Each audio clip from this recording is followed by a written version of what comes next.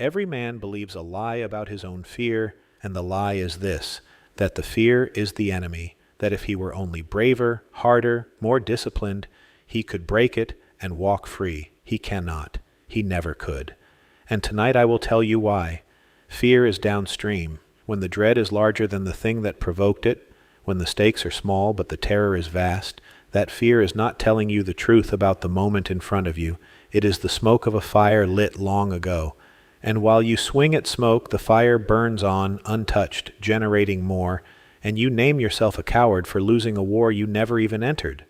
So we take the mask off, not so you can pin a label to your chest and feel diagnosed, so you stop wasting your strength on the wrong enemy. Beneath all of it is one thing, a single older story your soul has been telling about itself, a verdict formed long before today gave it a face. That one thing is the fire, but a fire this old learns to wear disguises, and across a man's life it shows up wearing 4 of them, 4 faces. Learn to recognize them, and you will always be able to find the one burning under your own smoke. The first is grief, and grief keeps the past in session. When grief is the thing beneath your fear, the fear does not say, I dread what is coming. It says, if I move forward, I lose what was. You are not afraid of the road ahead. You are afraid that walking it makes the old life truly over, truly buried, never to return. So you freeze at the threshold and call it prudence, when what you are doing is refusing to lay down something you have not finished mourning. The second is guilt, and guilt keeps a ledger. When guilt is the thing beneath your fear, the fear says, if I take this, someone pays. I am claiming more than I am owed. I am betraying someone by wanting. It is not the act that frightens you. It is the bill you are certain will arrive. So you shrink yourself and call it humility, when what you are doing is paying down a debt you never incurred.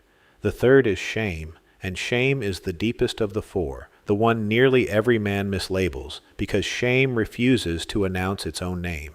It comes dressed as fear of failure. It comes dressed as fear of rejection. But underneath, the voice is far more savage. If they see me do this, they will see what I am. You are not afraid of the task. You are afraid of being witnessed, because somewhere you ruled that the true you is a stain, and that to be seen is to be condemned. So you hide and call it privacy, while you guard the world against a monster that was never there. And the fourth is resentment, and resentment is a prosecutor mid-trial, always holding a case against someone, against the world, against the way it all went. When resentment is the thing beneath your fear, the fear says, why should I, when they? Refusal in the costume of caution. And here is the law beneath it, the one no one will say to your face. You cannot become the thing you resent. Despise the men who hold what you claim to want, and some deep mechanism in you will not let you go and seize it, because to have it would be to become them. So you stay where you are, righteous and starving, guarding the grudge instead of building the future. Now hear why bravery never freed you from any of this. The thinking mind explains, the emotions signal, but beneath them both sits the thing that governs, the frame, the old story, the verdict on reality that decides what everything means before a single conscious word is formed. This is the one thing. Courage and discipline operate at the surface. They are tools of the will, and the will is real, but it is the thinnest layer of you. The one story rules from underneath in the chamber where the meaning of your life is actually decided. That is why force never holds. You can white-knuckle smoke for an afternoon.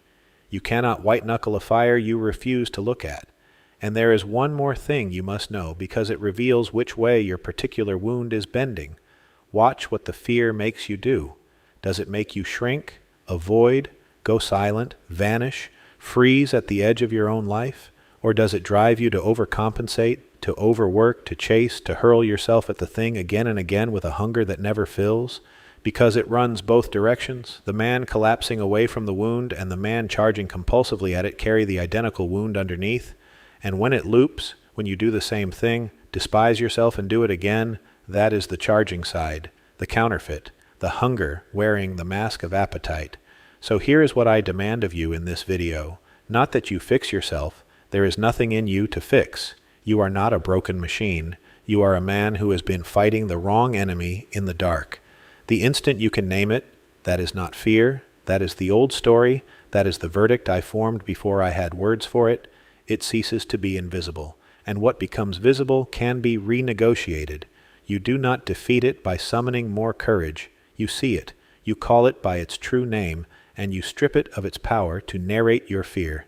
Here's the secret underneath everything on this channel.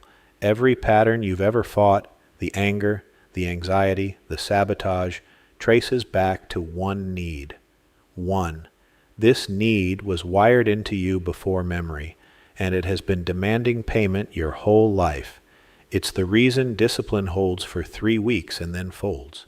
It overrides intelligence, willpower, even faith, because every time this need goes unmet, the self that carries it goes underground and starts working against you. This need lives in the body, and the body settles its accounts in the moments when your mind and body are at rest and your defenses finally come down. This is why I created the Somatic Shadow Work Sleep Learning series. Each meditation in this series dives into a different dimension of your inner self. As you relax and listen, you'll feel the fears, insecurities, and limitations of your daily life begin to dissolve. With daily repetition, a sharper and more self-assured version of you will begin to emerge. This higher self has been within you all along, awaiting its activation. You'll find a link to this Somatic Shadow Work series below this video, or simply click the video that shows up in the final screen of this one. If you enjoyed this video, please give it a like and subscribe to this channel for more like it.